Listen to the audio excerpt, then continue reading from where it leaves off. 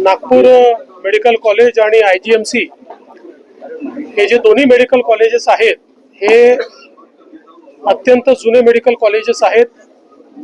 GMC तर एकेकाळी एशियातलं सर्वात मोठं मेडिकल कॉलेज म्हणून गणलं जायचं।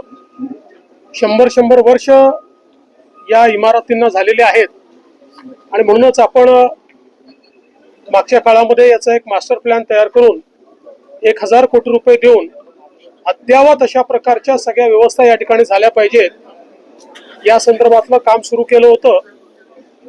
त्या दृष्टीने त्या कामाची प्रगती पाहण्याकरता या ठिकाणी मी आलो। दोन्ही ठिकाणी कामं चाललेली आहेत, कामं प्रगतीपथावर आहेत, पण त्याची गती वाढवण्याची आवश्यकता आहे। काही छोट्या मोठ्या त्रुटी त्याच्यामध्ये आहेत त्या दूर करण्याची आवश्यकता आहे। त्या संदर्भात नीट आढावा घेतलेला आहे। निधीची कुठेही कमतरता या ठिकाणी नाही किंवा पडणारही नाही, त्यामुळे वेळेत ही सगळी कामं आणि चांगल्या क्वालिटीची झाली पाहिजे। कुठेही क्वालिटीमध्ये कॉम्प्रोमाइज होऊ नये।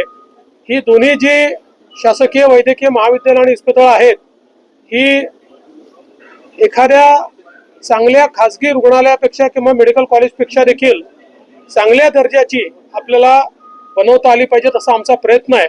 त्या दृष्टीने आज हा सगळा आढावा घेतलेला आहे। काम चांगल्या प्रकारे चाललंय, पण त्याची गती वाढवण्याची आवश्यकता आहे। त्याच्या सूचना मी दिलेल्या आहेत आणि एप्रिलमध्ये पुन्हा मी या ठिकाणी व्हिजिट करणार आहे।